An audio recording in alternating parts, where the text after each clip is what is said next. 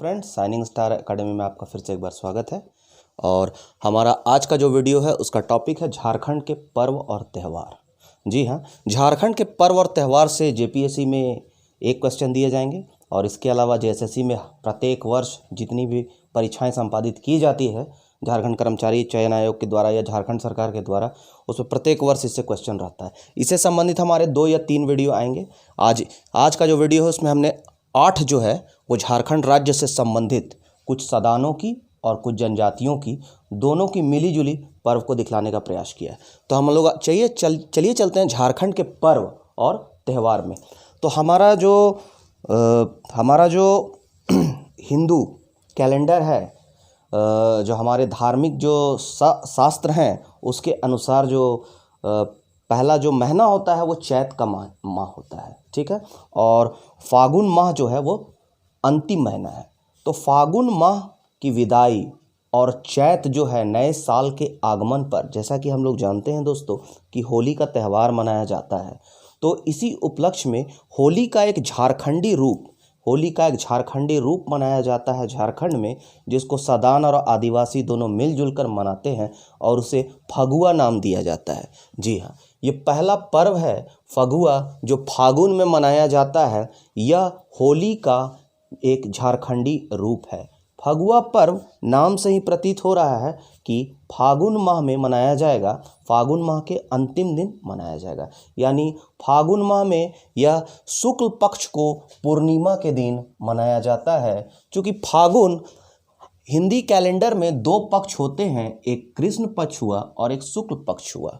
हिंदी माह में 30 दिनों का 15 दिन कृष्ण पक्ष होता है, 15 दिन शुक्ल पक्ष होता है। और जो कृष्ण पक्ष का जो अंतिम दिन होता है यानी 15वीं तिथि, उस दिन अमावस्या पड़ता है। और जो शुक्ल पक्ष का अंतिम दिन होता है उस दिन पूर्णिमा पड़ता है। अब ध्यान से देखिएगा, तो शुक्ल पक्ष फागुन के शुक्ल पक्ष के पूर्णिमा में हमें यानी 15वीं तिथि को जो है वो फगुआ मनाया जाता है। इस समय क्या होता है कि संवत जलाई जाती है, जैसे हम लोग होलिका दहन देखते हैं, ठीक उसी प्रकार। तो फगुआ जो त्यौहार है वो फागुन की विदाई, देखिए फागुन माह का क्या कर रहे हैं हम लोग, विदाई कर रहे हैं। और चैत्र माह के आगमन, उसके आगमन के उपलक्ष्य में फगुआ त्यौहार मनाया जाता है। तो ध्यान रखिएगा, फगुआ त्यौहार जो है वो फागुन की विदाई और चैत्र माह के आगमन के उपलक्ष्य में फागुन माह की अंतिम तिथि यानी पूर्णिमा को मनाया जाता है। यह जो है वो होली का एक झारखंडी रूप है। इसमें जो सदान समुदाय के लोग होते हैं वो संवत जलाते समय बलि या हड़िया का तपान नहीं देते हैं, लेकिन जो आदिवासी समुदाय के लोग हैं वो हड़िया का तपान देते हैं, हड़िया का तपान चढ़ाते हैं, उसके अलावा मुर्गे की बलि देते हैं, ठीक है। तो यही हुआ आपका फगुआ त्यौहार, जो कि कुछ नहीं जानना है हमें, होली का एक झारखंडी रूप है। अब चलिए नेक्स्ट जो इम्पॉर्टेंट है, प्रत्येक वर्ष इसे सवाल पूछा जाता है सरहुल से। तो सरहुल जो है वो प्रथम माह चैत्र माह में मनाया जाता है। चैत्र माह के शुक्ल पक्ष की तृतीया को सरहुल मनाया जाता है।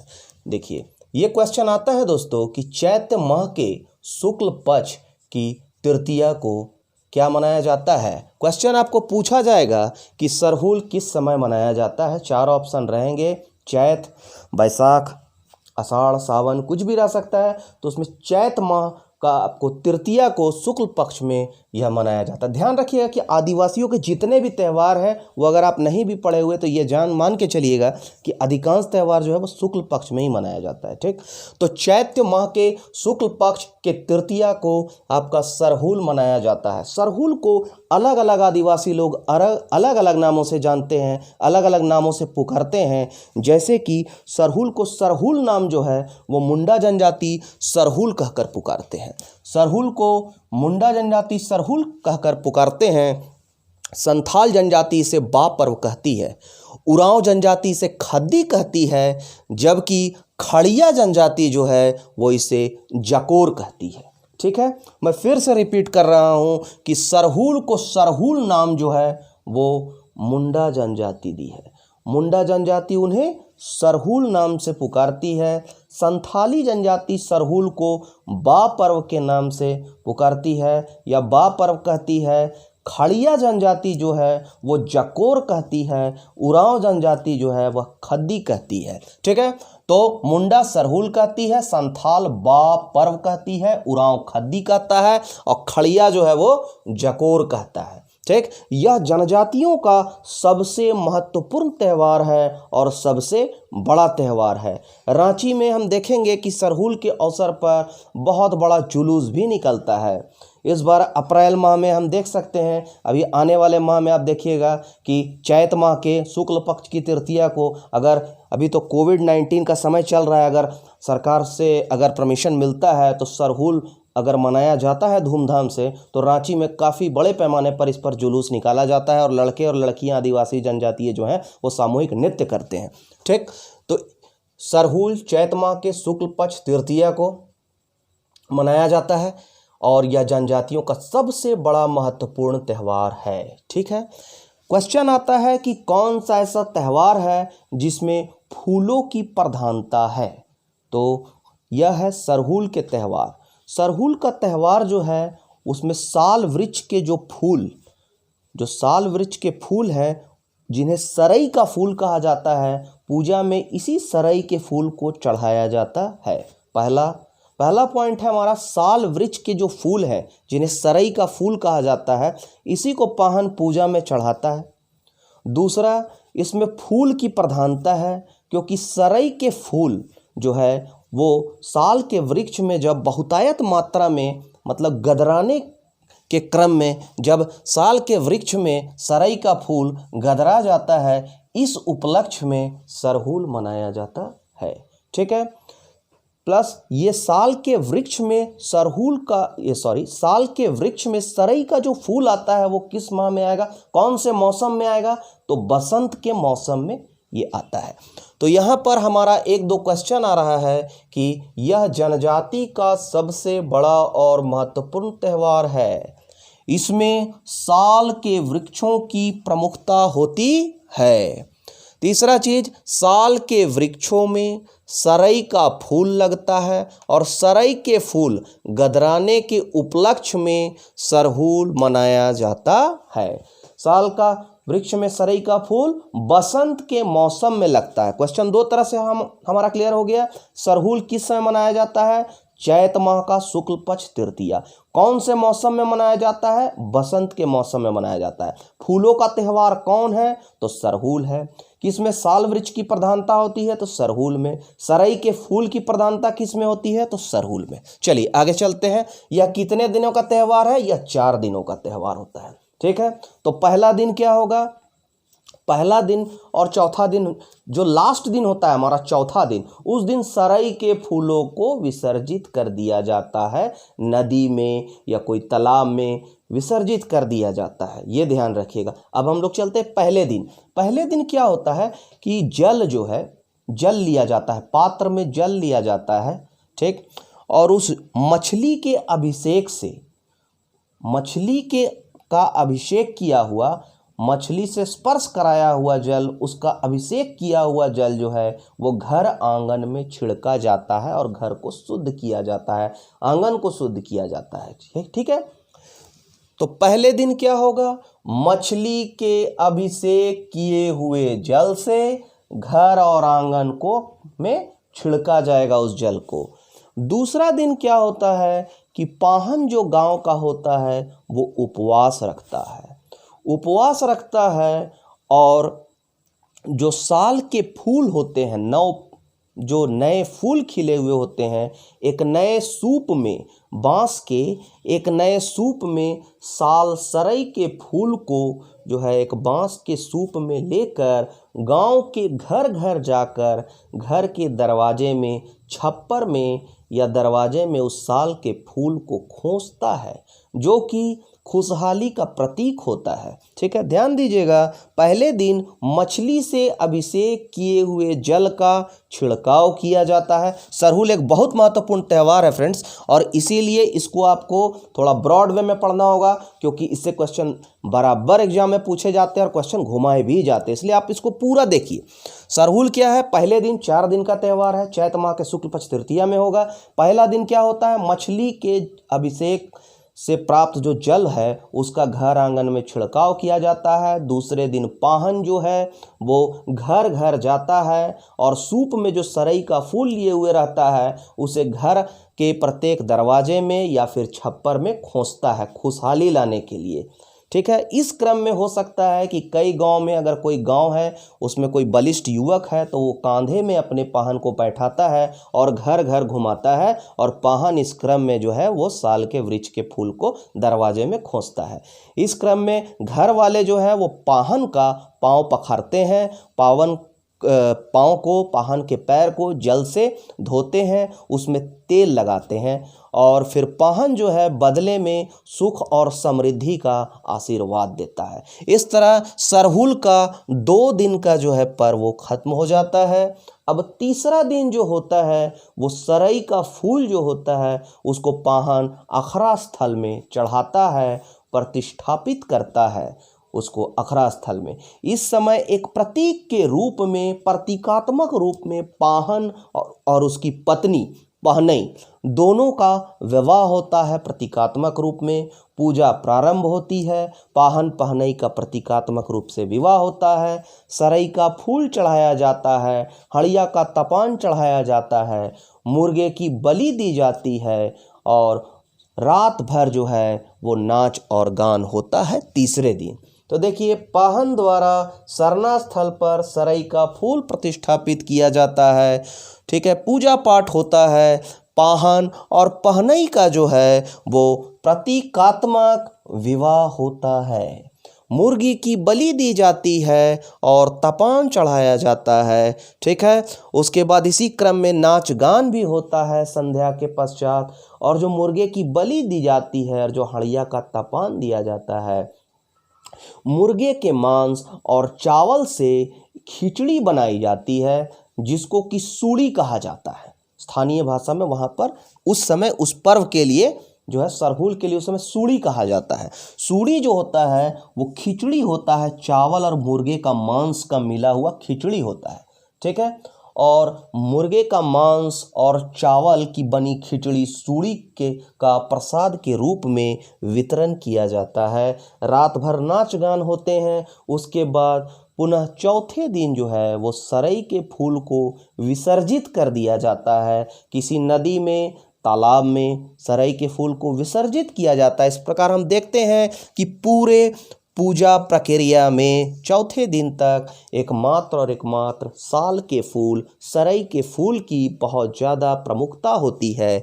इसलिए साल के फूल से क्वेश्चन पूछे जाएंगे। एक बार एसएससी में पूछा गया है कि साल के फूलों का त्यौहार किसे कहा जाता है, तो यह है सरहुल, इसका आंसर होगा। ठीक है दोस्तों, तो सूड़ी नामक खिचड़ी का वितरण हो गया, उसके बाद सरई के फूल का विसर्जन हो गया। कहीं कहीं तो तीसरे दिन भी सरहुल में तीसरे दिन भी सरई के फूल का विसर्जन कर दिया जाता है। जो विसर्जन स्थल होता है उसके लिए एक नाम आया है, स्थानीय नाम, उसको गिड़ीवा कहा जाता है। ये इंपॉर्टेंट है, याद रखिएगा कि सरहुल में जो साल के फूल जो होते हैं उसका जो विसर्जन किया जाता है, तो विसर्जन स्थल को क्या कहा जाता है? विसर्जन स्थल को हम गिड़ीवा कहते हैं। कौन से प्रसाद का वितरण होता है? तो सूड़ी। हमारा 2 जो प्रमुख त्यौहार है वो खत्म हो गया। उसके बाद चैत माह के बाद महादेव की पूजा का एक बहुत ही कठोर पर्व मंडा पर्व आता है बैसाख माह में। ठीक है, देखिए, झारखंड में महादेव की सबसे कठोर पूजा है मंडा पर्व। ये बैसाख में होता है। यह भी सरहुल की तरह तृतीया को होता है, शुक्ल पक्ष में।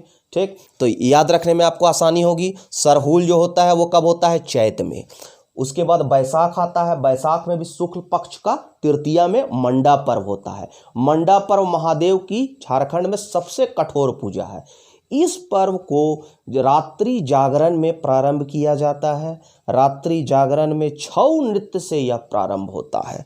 छऊ नृत्य नाटिका से यह प्रारंभ। ध्यान दीजिएगा दोस्तों, क्वेश्चन अगर आएंगे कि छऊ क्या है, नृत्य है या छऊ नाटिका है या छऊ नृत्य नाटिका दोनों है या छऊ लोक नाट्य है, इस तरह से, तो छऊ नृत्य तो है, लेकिन छऊ नृत्य में कथाओं का मंचन किया जाता है, इसीलिए छऊ जो है वो नृत्य के साथ नाटिका भी है।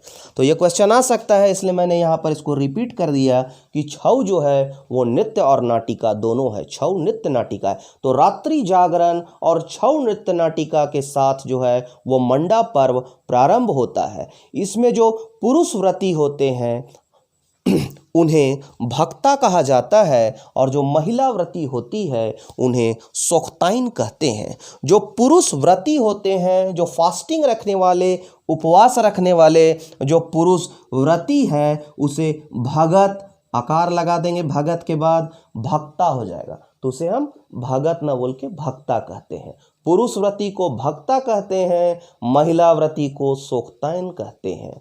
ये भगत जो हैं वो रात्रि जागरण में जो छऊ नृत्य से प्रारंभ होता है पर्व त्यौहार, तो इन भक्ताओं को जो है वो धुएं और आपको जाकर धूप और धुआं की अग्नि शाखाओं के ऊपर जो है इन्हें उल्टा झुलाया जाता है, उल्टा लटकाया जाता है।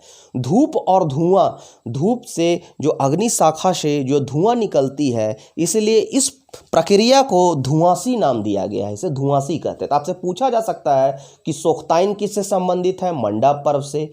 भक्ता किससे संबंधित है, मंडा पर्व से। धुआंसी क्या है या किससे संबंधित है, तो मंडा पर्व से। इसे धुआंसी कहते हैं। यह बहुत कठोर पूजा है, इसमें धूप और धुआं के ऊपर उल्टा जो है वो पुरुष व्रती को लटकाया जाता है।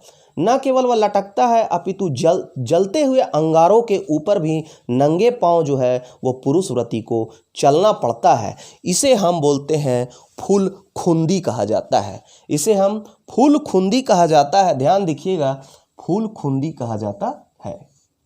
ठीक, आप ध्यान दीजिएगा, एक याद रखने के लिए टर्म है कि मान लीजिए कि जैसे जलते हुए आग में अगर व्यक्ति चलेगा तो उसके पांव जो है वो पूरे तरह से फोका से फूल जाएंगे, फोका पड़ जाएगा, फूल जाएंगे, तो फूल खुंदी। उसी से ये टर्म आप निकाल के याद रख सकते हैं ध्यान में। जैसे धुआं अगर पड़ेगा तो धुआं से धुआंसी हो गया, उसी तरह फूल खुंदी हो गया, फूल जाता है पैर। दहकते अंगारों पर चलना पड़ता है, फूल खुंदी कहा जाता है। दूसरे दिन भी ठीक इसी प्रकार जो है वो 20 फीट ऊंची चरखी पर जो है वो लटकाया जाता है भगतिया को। जिसको हम बोलते हैं, दूसरे दिन भी भगतिया लोग को चड़क डांग पर झूलते हैं, चड़क डांग पर झूलते हैं। दूसरे दिन भी चड़क डांग वो 20 फीट ऊपर रहता है, उस पर वह चड़क डांग पर झूलते हैं। कहीं कहीं यह देखा जाता है कि यह पूजा को और भी कठोर रूप में देखा जाता है, जिसमें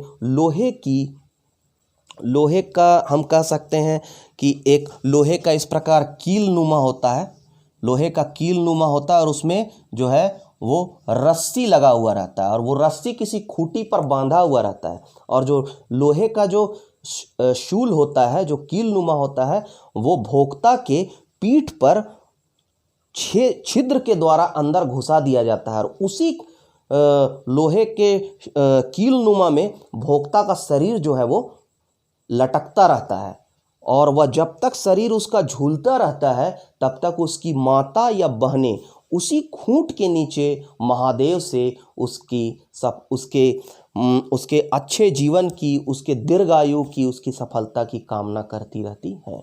तो हम देख सकेंगे कि मंडा एक ऐसा महादेव का कठोर पूजा है जिसमें जो है वो भक्ता को, पुरुष व्रती को उल्टा लटकाया जाता है। ठीक है, इसके अलावा उसे दहकते अंगारों पर भी चलना पड़ता है, जिसे फूल खुंदी कहा जाता है। चड़क डांग पर भी झूलते हैं। तो हमारा हो गया फगुआ, हो गया चैत में सरहुल, हो गया बैसाख में जो है हमारा मंडा पर्व हो गया। ठीक है, मंडा पर्व के दिन ही सदान भी हो या आदिवासी हो, ध्यान रखिएगा, मंडा पर्व जो है वो सदान भी मनाते हैं और आदिवासी दोनों मनाते हैं। और मंडा पर्व के बाद आता है एक धान बुनी। यह एक प्रतीकात्मक रूप से इसमें क्या है कि मंडा पर्व के दिन जो किसान होते हैं, मंडा पर्व के दिन किसान जो है स्नान करके नई सफ़ेद धोती धारण करता है। इस दिन नया धोती धारण करेगा, किसान और नई धोती धारण करने के बाद नई बांस की टोकरी लेगा और उसमें कुछ मुट्ठी भर धान के बीज लेगा और धान की फिर जाके अपने खेत को जोतेगा और मुट्ठी भर धान की बुआई करके आता है। और उसके बाद फिर जो है वो कोई शुभ मुहूर्त देखकर बुआई का कार्य जो है वो प्रारंभ होता है। तो मंडा पर्व के दिन ही जो है वो धान बुनी का पर्व मनाया जाता है। धान बुनी, ठीक है, ये आदिवासी भी मनाते हैं, सदान भी मनाते हैं।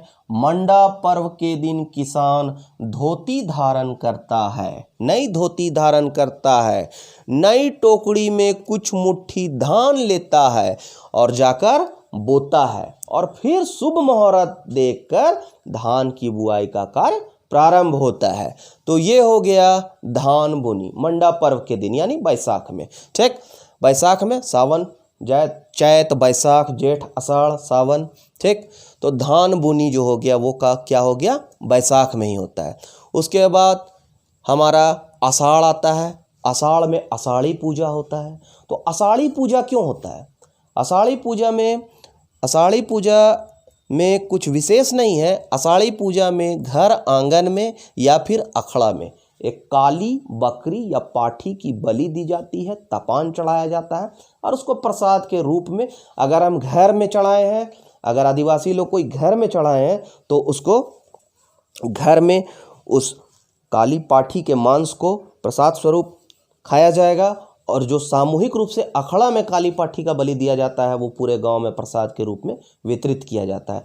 आषाढ़ी पूजा में मान्यता है कि जब हम काली पाठी की बलि देते हैं और तपान चढ़ाते हैं तो चेचक की बीमारी जो है वो गांव में नहीं फटकती है। तो इसमें आपको याद रखना है कि मंडा पर्व के बाद हम धान बुनी होता है और धान बुनी के बाद जो है आषाढ़ आता है। चैत, बैसाख, जेठ के बाद आषाढ़। आषाढ़ में आषाढ़ी पूजा होता है। सावन में सावनी पूजा होता है। आषाढ़ी पूजा में आपको ध्यान रखना है कि इसमें काली पाठी का बलि दिया जाता है, जबकि सावनी पूजा में जो है वो बकरे की बलि दी जाती है। ठीक है, इसमें भी वही प्रोसेस है, बकरे की बलि दी जाती है, तपान दिया जाता है, घर घर प्रसाद वितरित किया जाता है।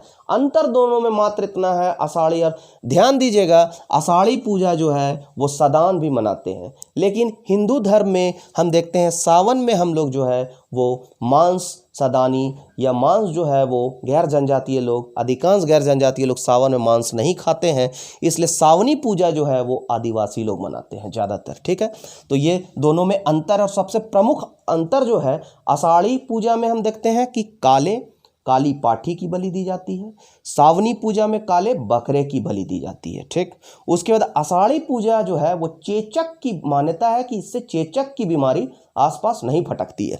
तो आषाढ़ी पूजा का सबसे महत्वपूर्ण है यही कि मान्यता है कि चेचक जैसी बीमारी जो है वो आसपास नहीं फटकती है। साथ ही आषाढ़ी एसटी और गैर जनजातीय दोनों मनाते हैं, जबकि सावनी पूजा जो है वो केवल आदिवासी लोग मनाते हैं। चलिए, आषाढ़ी पूजा हो गया, सावनी पूजा हो गया, एक हो गया फिर राइज बहरलक या बहुरा पर्व।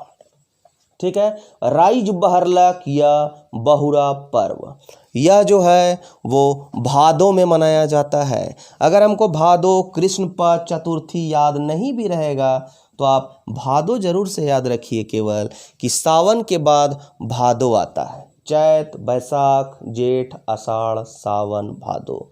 भादो में कर्मा भी मनाया जाता है। भादो में कदलेटा पर भी मनाया जाता है कर्मा से पहले। भादो में राइज बहरलक बहुरा पर भी मनाया जाता है। ठीक है, तो बहुरा पर्व, राइज बहरलक पर्व भादो में मनाया जाता है। यह महिलाओं द्वारा मनाया जाता है, अच्छी वर्षा के लिए और संतान की प्राप्ति के लिए मनाया जाता है। महत्वपूर्ण पर्व है, इससे सवाल पूछे जा सकते हैं, आप एकदम ध्यान में रखिएगा कि यहाँ सावनी पूजा, आषाढ़ी पूजा हमने देखा चेचक बीमारी को दूर करने के लिए, चेचक बीमारी आसपास नहीं फटकेगी आषाढ़ी पूजा करने के बाद। फिर सावनी पूजा, सावन के बाद भादों में राइज बहरलक या बहुरा पर्व मनाया जाता है भादों में महिलाओं द्वारा अच्छी वर्षा और संतान की प्राप्ति के लिए। उसके बाद भादों में आपका कदलेटा पर्व मनता है, कर्मा भी भादों में मनाया जाता है। कर्मा पूर्व के ठीक पहले कदलेटा नामक पर्व मनाया जाता है भादों में मेंढकी भूत को शांत करने के लिए।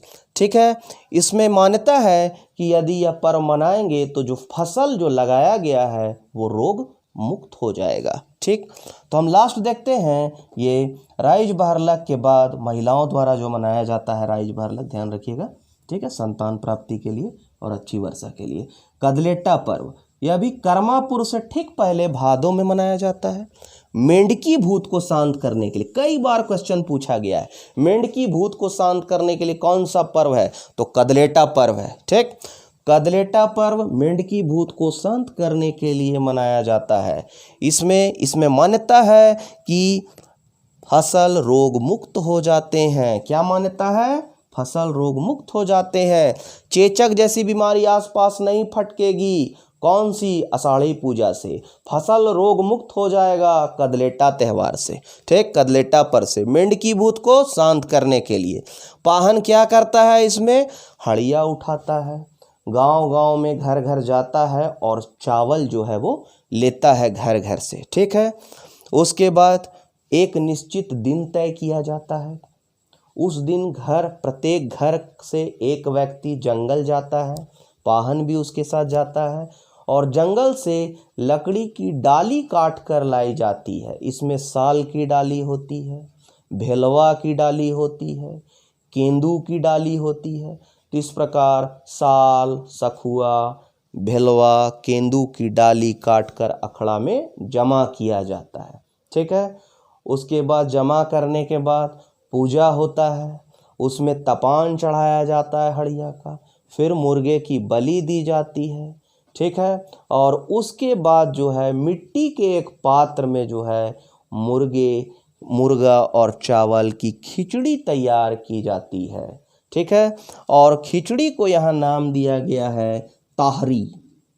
हमने देखा था कि सरहुल में जो तीसरे दिन जो खिचड़ी बनती है उसका नाम था सूड़ी, और यहाँ पर जो कदलेटा में बना है उसका स्थानीय नाम दिया गया ताहरी, याद रखिएगा। ठीक, तो सूड़ी हुआ उधर, ताहरी हुआ इधर। पाहन हड़िया उठाता है, चावल का चंदा करता है, एक निश्चित दिन तय किया जाता है, सब जंगल जाते हैं, लकड़ी काट के लाते हैं, अखड़ा में जमा कर देते हैं और उसके बाद वहाँ पर पूजा होता है, तपान चढ़ाया जाता है, मुर्गे की बलि दी जाती है। जो चावल चंदा किया गया था उस चावल चंदा किए हुए चावल और जो मुर्गे की चंदा की गई, मुर्गा भी सामूहिक रूप से चंदा करके लाया जाता है, तो जो मुर्गे की बलि दी जाती है वो मिला के जो है वो खिचड़ी बनाया जाता है और उस खिचड़ी का स्थानीय भाषा में नाम जो है वो ताहरी है और उसका वितरण किया जाता है प्रसाद के रूप में। तो जो डाली जो वृक्ष की लाई गई थी जंगल से काट कर, ठीक है, और अखड़ा में जमा की गई थी और जो उसका पूजा हुआ था, और उसके बाद वो जो डाली, उस डाली को सब क्या करते हैं, किसान उस डाली को ले जाके अपने अपने खेतों में गाड़ देते हैं ताकि मेंढकी भूत जो है वो शांत हो जाए और फसल जो है वो रोग मुक्त हो जाए, फसल जो है वो रोग से ग्रस्त ना हो, फसल बर्बाद होने से बच जाए। तो आज हमने देखा दोस्तों 8 तरह के प्रमुख पर्व, जिसमें कदलेटा पर्व जो है वो बहुत इम्पोर्टेंट है। आपको राइज बहरलक भी बहुत इम्पोर्टेंट पर्व है। ठीक है, और सबसे महत्वपूर्ण जो पर्व है वो है सरहुल। इसके एक भी पॉइंट को आप मिस मत कीजिएगा। यह 4 दिन का पर्व है। चैत माह के शुक्ल पक्ष तृतीया को मनाया जाता है। मुंडा सरहुल बोलते हैं, संथाल बा पर्व, उरांव खद्दी और खड़िया जकोर कहते हैं। 4 दिन का पर्व है। मंडा पर्व भी महादेव का बहुत महत्वपूर्ण पर्व है। इस प्रकार इसके बाद हमारा 1 से 2 वीडियो आएगा और पूरा पर्व त्यौहार झारखंड का समाप्त हो जाएगा। और किसी भी परीक्षा में जो है, झारखंड की परीक्षा में आपको प्रश्न जो है, मैं विश्वास दिलाता हूं या दावा करता हूं कि इससे बाहर आपको नहीं पूछे जाएंगे। ठीक है, अगर हमारा वीडियो आपको अच्छा लगा हो तो ज़्यादा से ज़्यादा इसको दोस्तों के बीच शेयर कीजिए, इसको लाइक कीजिए, इसको सब्सक्राइब कीजिए। धन्यवाद दोस्तों, फिर मिलते हैं अगले वीडियो में। जय हिंद, जय भारत।